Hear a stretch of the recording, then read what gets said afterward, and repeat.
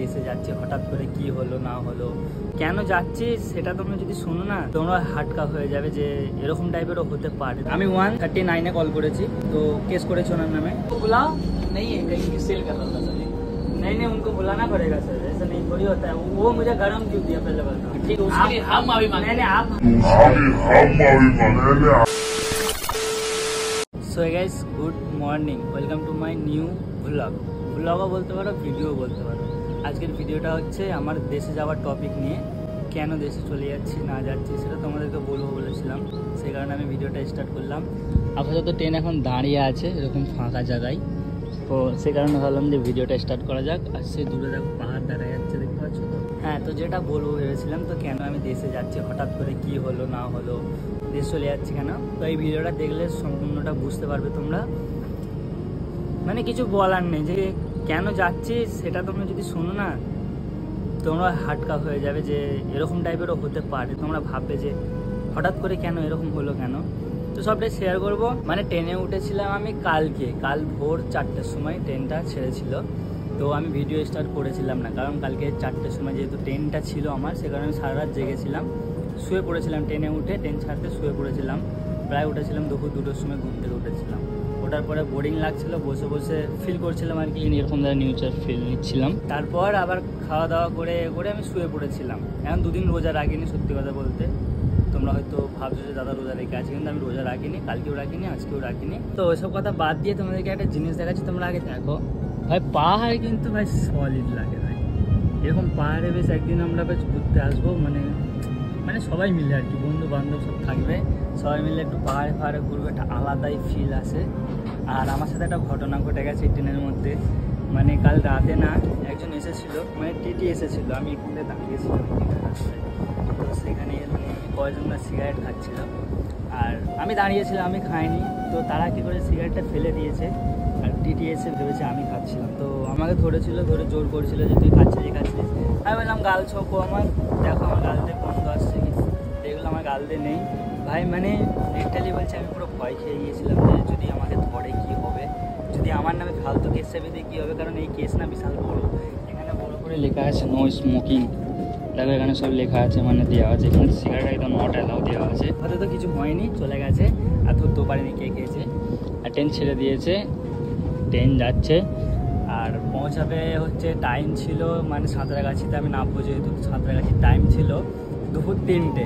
ট্রেনটা এত পরিমাণে লেট করেছে না, সেই টাইমটা হয়ে গেছে এখন 5টা। জানি না ফার্স্টটা আনবে কি না, তো যটাই বাজুক তোমরা ভিডিওটা দেখতে থাকো। শেষের দিকে আমি তোমাদেরকে জানাবো যে কেন আমি দেশে যাচ্ছি, আমার সিচুয়েশানটা আমি তোমাদের সাথে শেয়ার করতে চাই।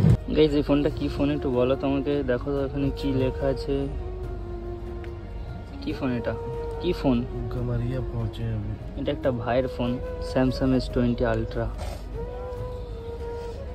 গজব লাগছে ভাই। গাইজ S20 আলট্রা জুম দেখো ভাই, টাওয়ারটা কোথা ছিল কোথা টানছে দেখো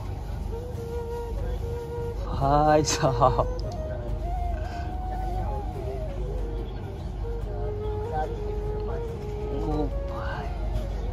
गजब जूम है इसका। गाइस ব্যাপারটা হয়েছে না, আমি একটু আগে মানে পানি নিচ্ছিলাম, ঠিক আছে, আর পানির বোতলের রেট হচ্ছে 15 টাকা করে। তো একটা লোক পানি বিক্রি করতে এসেছিল, আমার থেকে 20 টাকা নিচ্ছে 15 টাকার বোতলে। তো আমি সেখানে বললাম যে 15 টাকার বোতল তুমি 20 টাকা নিচ্ছ কেন? সে কারণে ভাইটা মানে দাদাটা আর কি গরম দেখালো আমাকে, তো বলছে দেওয়া যাবে না, আজ যাবে না, বোতল নিয়ে চলে গেছে। আমি 139-এ কল করেছি, তো কেস করেছি ওনার নামে। একজন এসে আমাকে বোঝাচ্ছে যে এই ভাই এই সেই করুনি এই করুনি, বাদ দাও, ভুল হয়ে গেছে। তো আমি তাকে দেখাতে চাই, তাকে এখন ডাকবো, আমি তোমাদেরকে ভিডিওতে দেখাচ্ছি, সে আসবে, যতক্ষণ না ডাকছে আমি কেস তুলবো না।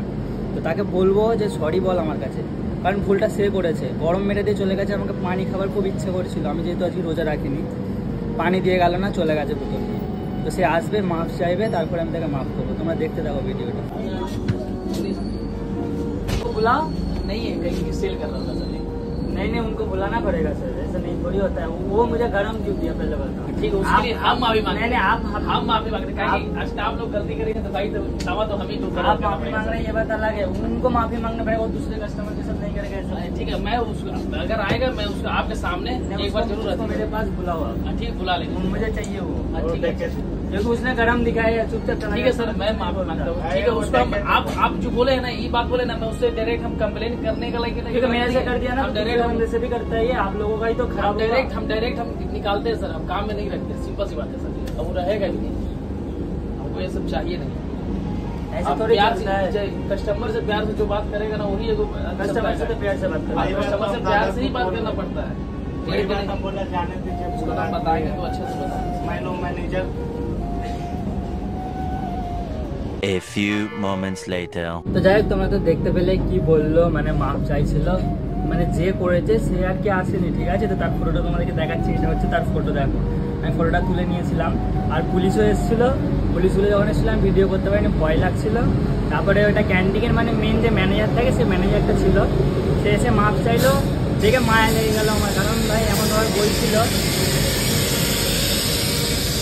কি আওয়াজ। যাই হোক, তো মানে ব্যাপারটা হচ্ছে আমার কাছে মাপ চাইছিল, আর আমার মনটা না এরকম এতটা নরম, মানে সিরিয়াসলি কেউ কিছু মাপ চাইলে আমি সত্যি দিল থেকে মাফ করে দিই।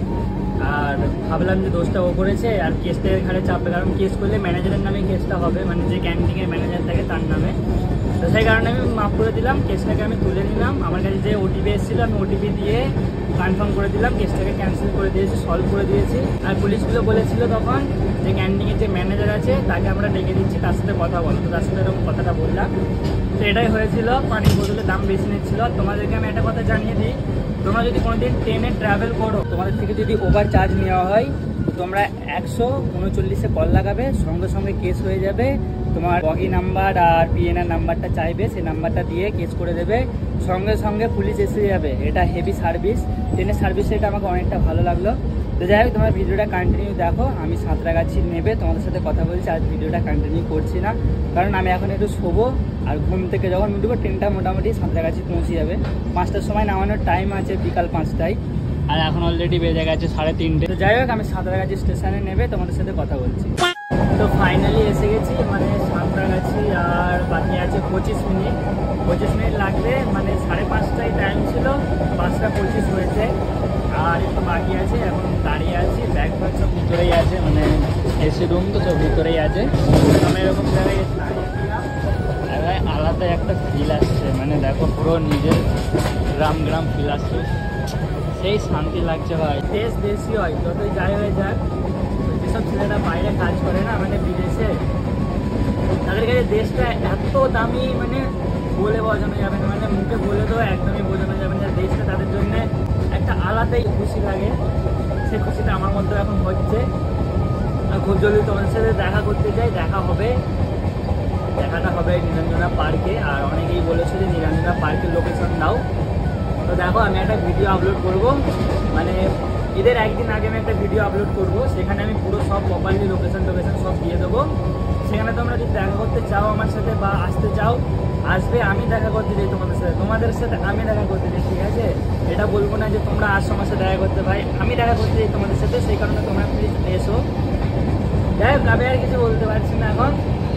এখন নামবো ট্রেন থেকে, একটু তাড়াহুড়ো করে নামতে হবে, কারণ আমাকে ওখান থেকে নেবে, আবার লোকাল ট্রেন ধরতে হবে, ধরে বড়গাছিয়ায় যেতে হবে, বড়গাছিয়া থেকে আবার টোটো ধরে জগৎবল্লভপুর যেতে হবে। আমার বাড়িতে জগৎবল্লভপুরে, আমি অনেকেই বলেছি, আবার কেউ না ভিডিওটাতেও বলেছি। তাই ভিডিওটা এনজয় করো, আমি পুরো বাড়িতে গিয়ে ভিডিওটা অ্যাড করবো। তো এই ব্যাপারটা হয়েছে না, আমি বাড়ির মধ্যে চলে এসেছি, এখন আছি বাড়িতে, এটা আমার বাড়ি, আর এই রুমটার ভিতরেই আমি শুই। তো আমি বাকিটা পরে তোমাদেরকে দেখিয়ে দেবো আমার বাড়ির ভিতরে কী আছে না আছে।